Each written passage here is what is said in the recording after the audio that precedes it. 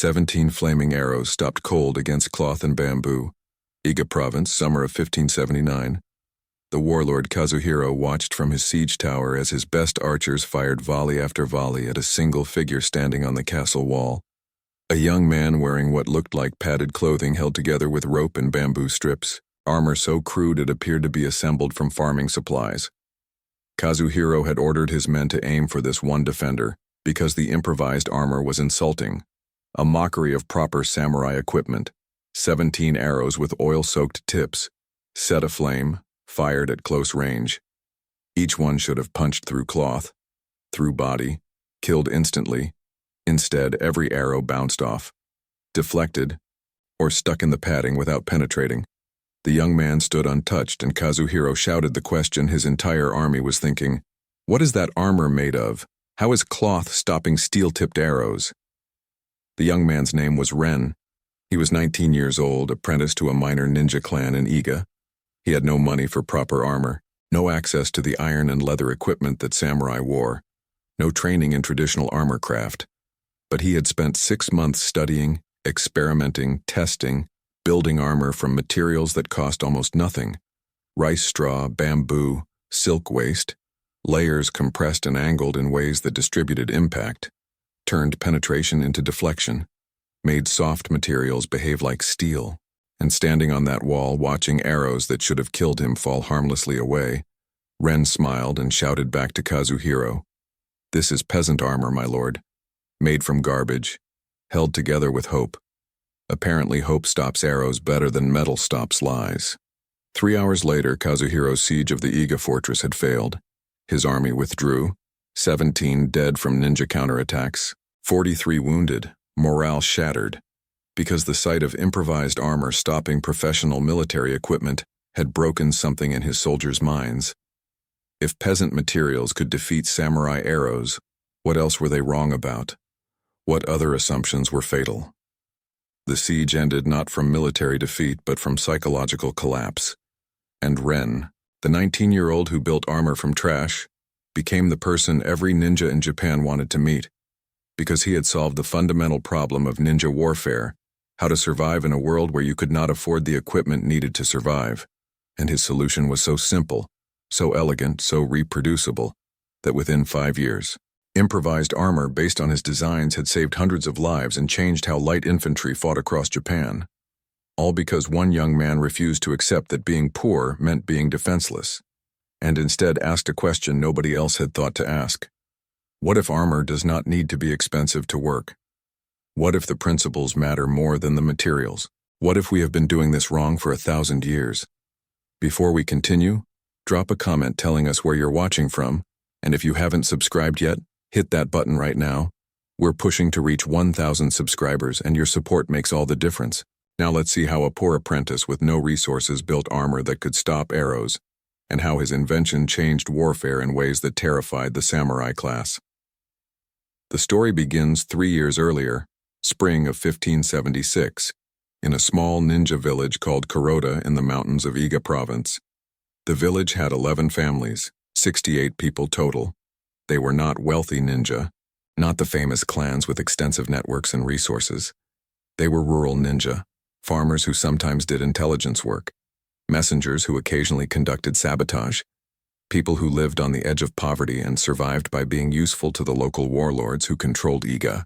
Their life was precarious, invisible, exactly what ninja life was supposed to be, but without the romance or glory. Ren was born in 1560, youngest son of a farmer named Shiro, who worked for the Kuroda Ninja Collective. The collective was not a formal clan, just an informal association of families who shared intelligence gathering and occasional espionage work. They had no famous techniques, no secret scrolls, no legendary masters, just practical knowledge accumulated over generations.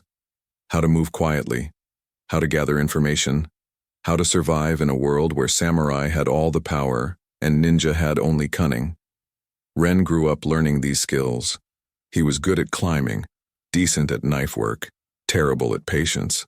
His father complained constantly, "Ren, a ninja must be patient, must wait, must observe. You rush, you question, you want to understand why before you learn how. This will get you killed." Ren could not help himself. He needed to understand mechanisms, needed to know why things worked before he would practice them. At age 13, he spent 2 weeks taking apart and reassembling a crossbow he found in an abandoned samurai camp. His father was furious. Why waste time understanding a weapon we cannot afford? We use what we have, we do not dream about samurai equipment, Ren tried to explain. I wanted to understand how tension creates force, how the trigger mechanism releases energy. If I understand principles, maybe I can build our own version using cheaper materials. His father dismissed this. We are ninja, not craftsmen. We survive by being invisible, not by building weapons. Focus on your training. At 16, Ren was apprenticed to the collective's senior member, an older ninja named Katsuro, who had survived 40 years of intelligence work through careful planning and extreme caution. Katsuro's first lesson was blunt. You will probably die before age 25. Most ninja do. We fight samurai who have better weapons, better armor, better training. We survive by avoiding direct combat, by running, by hiding. If you are forced to fight, you lose. Understand this, accept this. Your job is to not fight. Ren understood but could not accept. There had to be a way to survive combat. Not just avoid it because avoidance failed eventually. Every ninja he knew had scars. Every ninja had stories of close calls, of fights they barely escaped, of companions who did not escape. The collective had lost 4 members in the previous 3 years, all killed in situations where they could not run, where they were cornered or surprised, where lack of armor meant 1 arrow or 1 sword strike was fatal. Ren asked Katsuro, "Why do we not wear armor? We know we will face combat eventually, why not prepare for it?" Katsuro explained patiently. Armor costs money we do not have. A full set of samurai armor costs more than this entire village earns in a year. Even light armor, leather and chain, costs more than a family's annual rice production. We are poor, Ren. Poverty is not a choice, it is a condition. We work within our limitations. Ren pressed. But there must be cheaper ways to make armor. Materials that cost less but still protect. Katsuro shook his head. Armor works because it is hard. Metal, thick leather, materials that resist penetration. Cheap materials are soft. They do not resist. This is why armor is expensive. You cannot cheat physics with poverty. That conversation planted a seed. Ren started thinking about armor differently. Katsuro was right that cheap materials were soft. But maybe soft was not the problem. Maybe the problem was using soft materials the same way hard materials were used. Metal armor worked by being hard enough that arrows could not penetrate. But what if there was a different principle? What if instead of resisting penetration, you redirected it, absorbed it, distributed the force across a larger area? What if armor did not need to be hard to work, just needed to be structured correctly? It was a wild idea, probably stupid, but Ren could not stop thinking about it. In the autumn of 1576, the collective sent Ren on a mission, his first solo intelligence gathering assignment. He was to observe a samurai patrol, note their numbers and equipment, report back. Simple reconnaissance, no combat expected. But expectations and reality diverged frequently in ninja work. Ren was observing from a hillside when the patrol changed route unexpectedly, came directly toward his position. He had seconds to decide. Run and risk being seen in motion, or hide and hope they passed. He chose hiding, pressed himself into a depression in the ground, covered himself with leaves and dirt. The patrol passed within 10 feet. He was holding his breath, perfectly still. Then one samurai stopped, looked directly at his position. Ren's heart stopped. The samurai walked toward him. Ren prepared to run, to fight, to die. Then the samurai bent down, picked up a helmet he had dropped, walked away, never saw Ren. The patrol left. Ren stayed hidden for another hour, shaking, processing how close he had come to death. If the samurai had looked 1 foot to the left, if he had been more observant, if Ren had moved even slightly, it would have ended in combat. And Ren had no armor, no real weapons, no chance of survival. That night, Ren could not sleep, kept thinking about the samurai's armor, the iron plates and leather, the protection that made samurai confident in combat. And he thought about his own vulnerability. Cloth clothes, no protection. One arrow would kill him. One sword strike would end everything. He needed armor, could not afford armor. Therefore he needed to make armor, needed to figure out how to build protection from materials that cost nothing. It became an obsession. Ren began experimenting in the winter of 1576. He started with the materials he could access for free: rice straw from the autumn harvest, bamboo from the forest near the village, silk waste from a weaver in the next village who gave him scraps too small to sell, cotton batting from torn quilts, rope made from hemp. His goal was simple: create something that could stop an arrow using only these materials. The problem was that he had no idea if it was possible. Every piece of conventional wisdom said soft materials could not stop arrows, that only hard materials worked. But Ren thought about what armor actually needed to do. An arrow had force mass times velocity. That force needed to be stopped. Metal armor stopped force by being harder than the arrow, preventing penetration. But physics offered other options. If you could not prevent penetration, you could slow it. If you could slow the arrow enough before it reached skin, the remaining force would be insufficient to cause serious damage. The question was how to slow an arrow using soft materials. He started testing. His first attempt was simple. He took rice straw, compressed it tightly, bound it with rope, created a pad 2 inches thick. He hung the pad on a fence, shot an arrow at it from 20 feet using a simple bow. The arrow punched through completely. Embedded in the fence behind, the straw barely slowed it. Ren examined the damage. The problem was that compressed straw in a single layer still had spaces, gaps where the arrow could push through. The individual straws were too weak. They bent and broke rather than stopping the arrow. He needed something denser, with less space for the arrow to exploit. His second attempt used layers.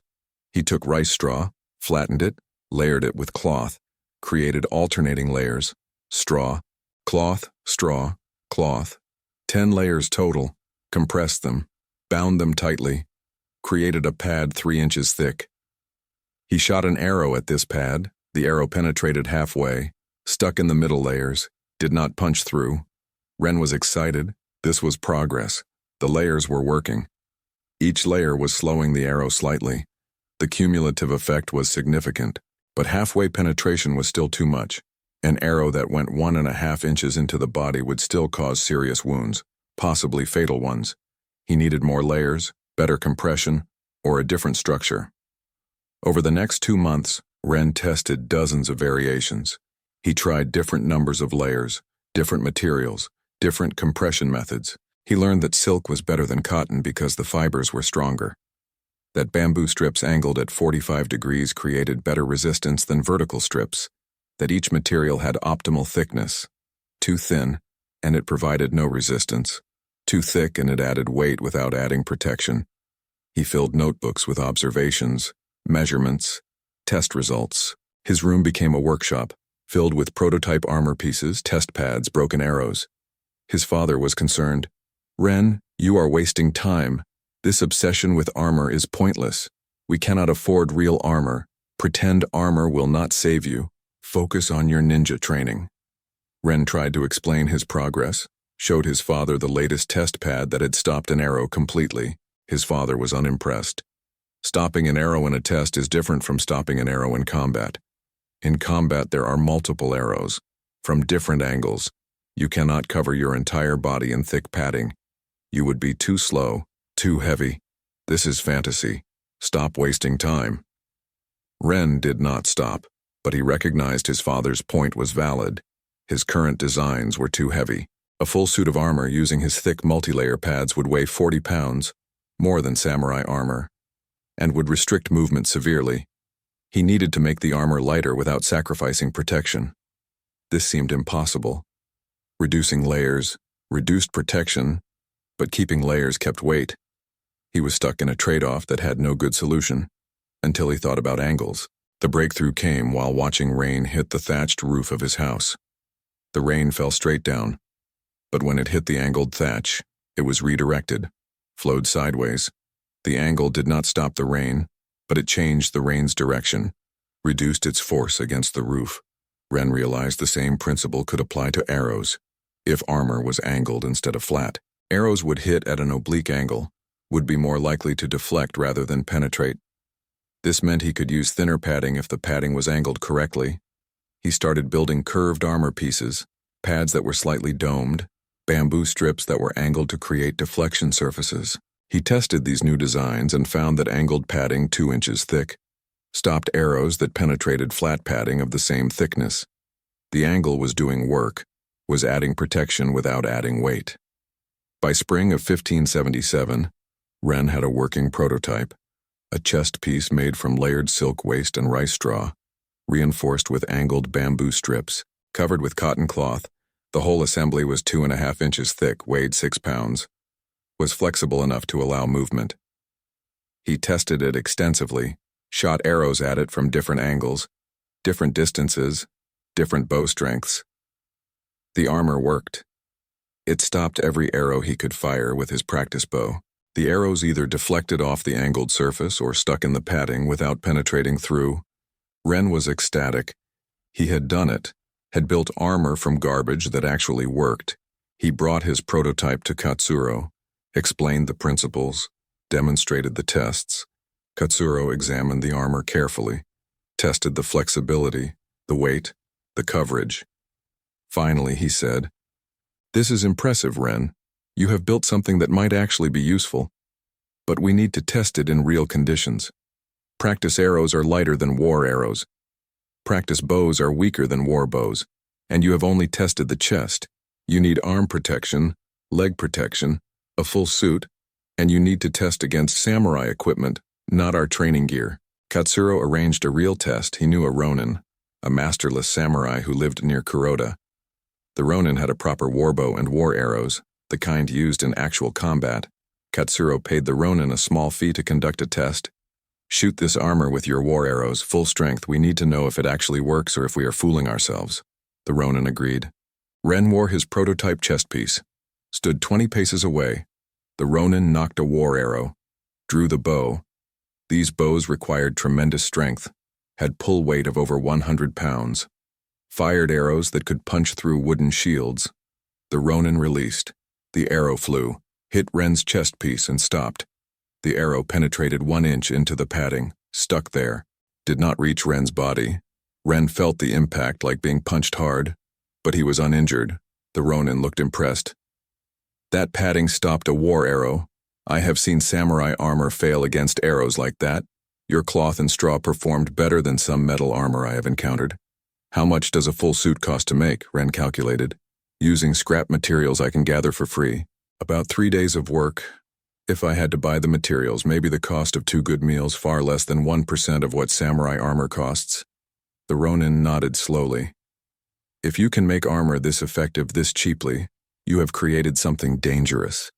Not dangerous to enemies, dangerous to the social order. If peasants and ninja can protect themselves as well as samurai, the samurai advantage disappears.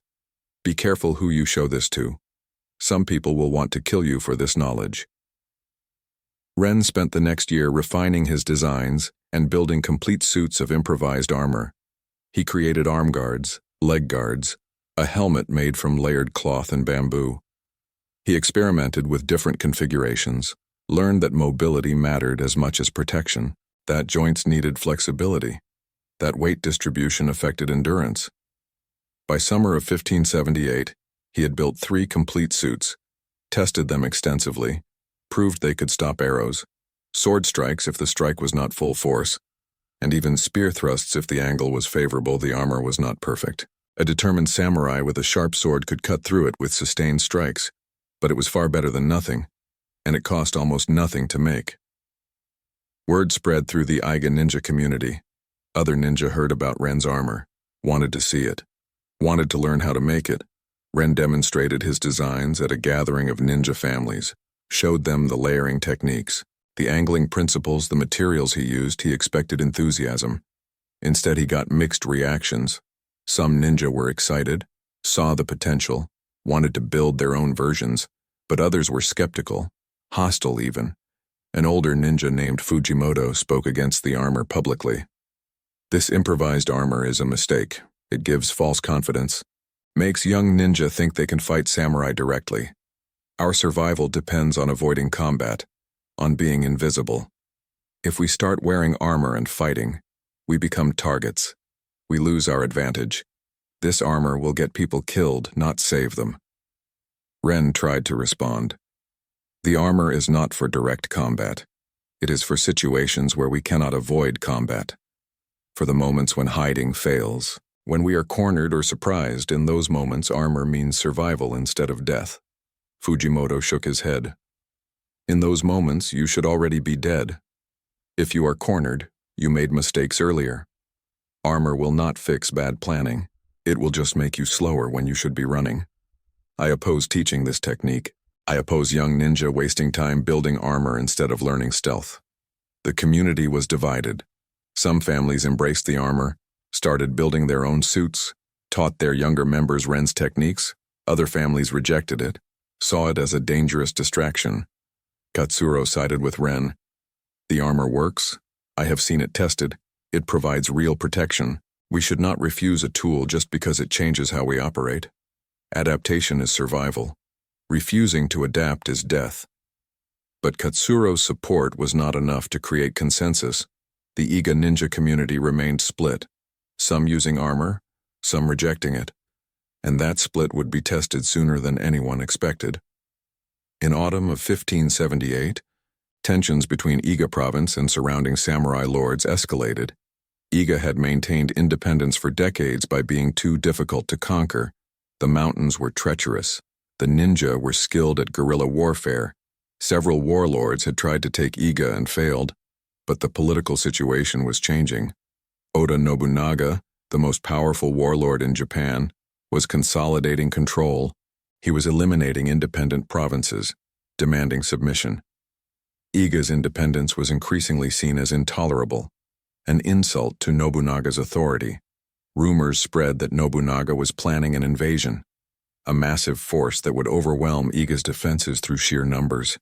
The Iga ninja prepared, built defensive positions, cached supplies, trained militia, and argued about whether improvised armor should be part of their strategy.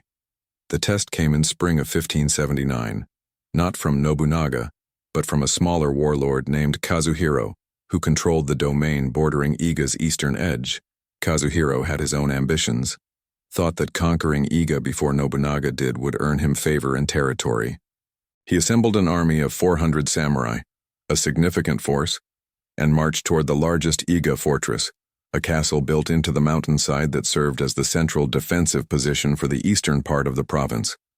The castle was defended by 80 ninja and local militia.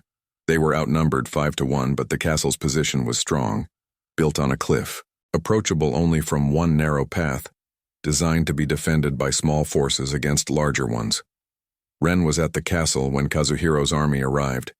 He had been sent there 2 weeks earlier to help prepare defenses. He brought his armor with him, wore it during guard shifts. Other defenders mocked him. Ren, the armored ninja, afraid of arrows, too scared to trust his speed, hiding behind rice straw like a frightened farmer.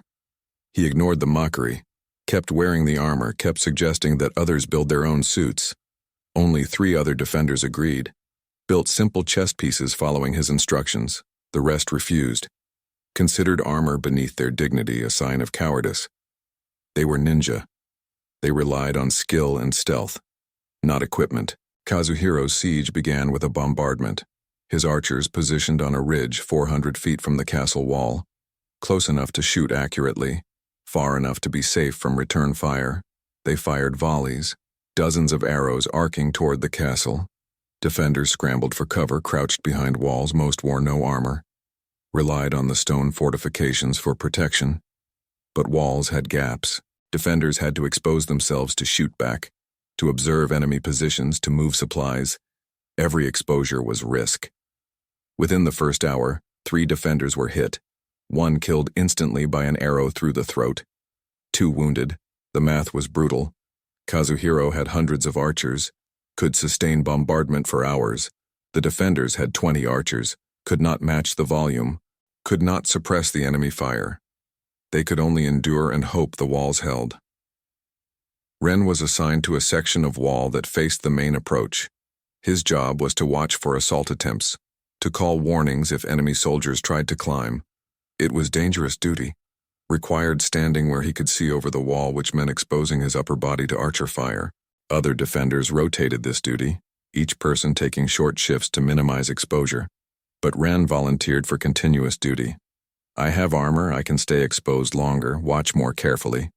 The commander accepted this, grateful to have someone willing to take the risk. Ren stood at the wall, his improvised armor covering his chest, arms, head. He watched the enemy positions, tracked their movements, and arrows fell around him constantly. Most missed. Some hit the wall near him, several hit him directly, and every hit that struck his armor stopped, deflected, bounced away. The arrows that should have killed him failed, again and again. After an hour, Ren had been hit 9 times, was uninjured. Other defenders noticed, watched in amazement as arrows struck him and fell away harmlessly. The mockery stopped, replaced by stunned silence. Then someone shouted, "Ren's armor works. He is taking hits that would kill us. Someone get him water. He can stay at the wall." The psychological effect was immediate. Seeing armor work in real combat, seeing someone survive hits that should be fatal, changed how every defender thought about equipment, about vulnerability, about what was possible. By the second hour of the siege, Ren had been hit 17 times. 11 arrows had struck his chest armor, 4 had hit his arm guards, 2 had grazed his helmet. Every hit had failed to injure him. The armor was working exactly as designed, absorbing impacts, deflecting strikes, distributing force across layered materials, and the effect on both defenders and attackers was profound. The defenders began shouting encouragement. "Ren is invincible. The armor stops everything. We need that armor." 3 defenders who had mocked him earlier approached during a lull in the bombardment. "Ren, can you teach us to make that armor? We were wrong. We need protection. We cannot fight from these walls without it." Ren agreed immediately. "It takes 3 days to build a full suit. We do not have 3 days. But I can teach you to make chest pieces in 6 hours. That is the most important protection, chest and head. We start now." While the siege continued, while arrows fell, while the castle's archers returned fire at Kazuhiro's positions, Ren gathered materials from the castle's supplies, rice straw from the food stores, bamboo from furniture and scaffolding, cloth from spare clothing and blankets. He showed 4 defenders how to layer the materials, how to angle the bamboo, how to compress and bind the assembly. They worked frantically, knowing that every hour without armor was another hour of vulnerability.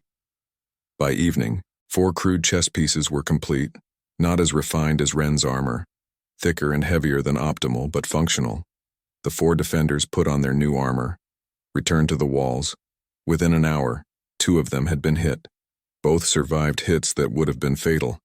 Arrows stuck in their improvised armor, they kept fighting, kept surviving, and the word spread through the castle. "Ren's armor saves lives. Everyone needs to build it. We can survive this siege if we have protection." Kazuhiro watched from his command position. He could see through his distance viewer that defenders were wearing strange armor, bulky, crude-looking. He saw arrows hitting these armored defenders and failing to bring them down, saw defenders surviving hits and continuing to fight. This was wrong. His intelligence had reported that the castle defenders were ninja and militia, lightly equipped, vulnerable to sustained archery. They should be dying, should be cowering behind walls. Instead, they were standing exposed, absorbing arrow hits, fighting back effectively. He called his senior archer. "Why are our arrows not killing them? I see hits, direct hits, but they do not fall." The archer looked confused. "My lord, the arrows are hitting. I see the impacts, but their armor appears to be stopping penetration. I do not understand. Their armor looks like cloth and wood. Our war arrows should punch through that easily, but they are not penetrating." Kazuhiro made a decision that would define the siege. If arrows are not working, we assault directly. We have 400 samurai. They have 80 defenders. We take the castle by force, we climb the walls, we kill them in close combat where armor matters less. He ordered the assault for dawn the next day, gave his troops the night to prepare ladders and climbing equipment, told his commanders, "We end this tomorrow. Bring scaling ladders, bring grappling hooks. We go over the walls. We do not stop until the castle is taken. Armor will not save them when we are fighting face to face." The castle defenders learned of the planned assault through observation. They saw Kazuhiro's troops building ladders, preparing equipment. The meaning was clear. Tomorrow would be close combat. Brutal fighting on the walls, the kind of battle where superior numbers usually won. The defenders called a council, 80 people in the castle's main hall. The commander, an experienced ninja named Tadashi, spoke frankly. They will assault at dawn. They outnumber us 5-1. In close combat, numbers usually win. We can inflict casualties. We can make them pay for every foot of wall, but eventually they will overwhelm us through sheer mass, unless we have an advantage that negates their numbers. Ren stood up. The armor is the advantage. If we all have armor, we can survive the initial assault. We can hold the walls longer. In close combat, the side that survives, wounds wins. Armor means we survive wounds that would kill unarmored fighters. If we work through the night, we can build enough armor for everyone. Crude armor, basic protection, but enough to make a difference. Tadashi looked skeptical. You said it takes 6 hours to build a chest piece. We have 80 people. We cannot build 80 chest pieces in one night. Ren nodded. Not if one person builds each piece, but if we work in teams, if experienced people teach while they work, if we simplify the design to bare essentials, we can do it. We skip the refinement, skip the aesthetics, just build thick pads and strap them on. It will be heavy, uncomfortable, but it will stop arrows and deflect sword strikes. That is all we need. The council voted, decided to attempt mass armor production. Every defender who was not on guard duty joined the effort. Ren organized them into teams, taught the basic layering technique, distributed materials. The castle became a workshop. People cutting bamboo, layering straw, binding cloth. The work continued through the night. By dawn, 72 defenders had crude chest armor. Not beautiful, not comfortable, but tested against practice strikes and found effective.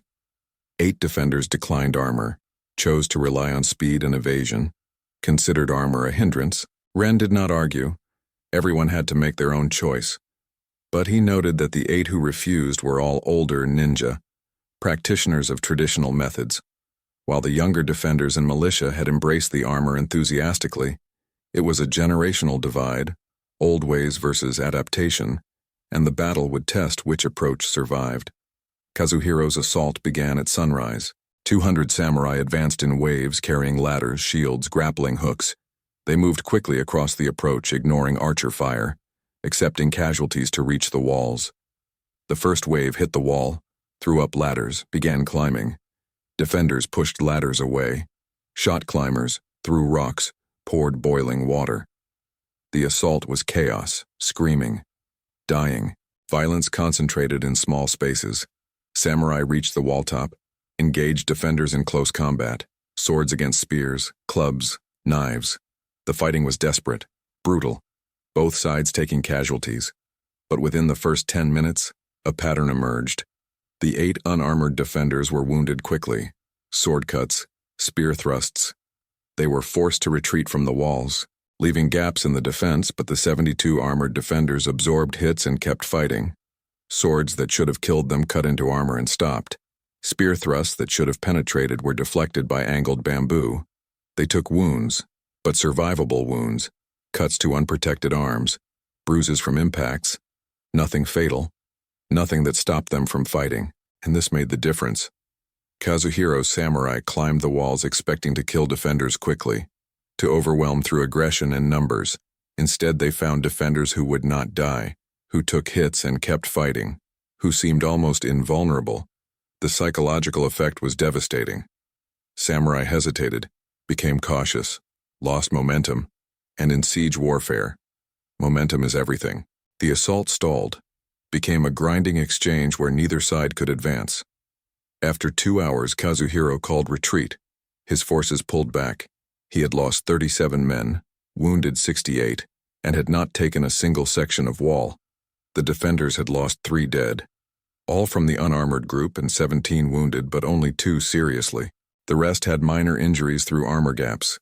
The math spoke clearly. Armor had turned a battle that should have been a quick victory into a costly stalemate. Kazuhiro withdrew his army that afternoon. He could not afford the casualties, could not sustain the assault against defenders who survived wounds that should be fatal. He sent a message to the castle. "You have fought well. Your armor is effective, I withdraw. But know that this improvised armor has doomed you. Oda Nobunaga will hear of this, will understand that Iga ninja have found a way to negate samurai advantages. He will come with an army large enough to overwhelm you regardless of armor. You have won a battle but ensured you will lose the war." It was not a threat. It was analysis, and it was correct. News of the siege spread quickly. The story of improvised armor stopping samurai arrows reached warlords across Japan. Some dismissed it as exaggeration. Others recognized it as a serious development. If poor ninja could build effective armor from trash materials, the samurai military advantage eroded.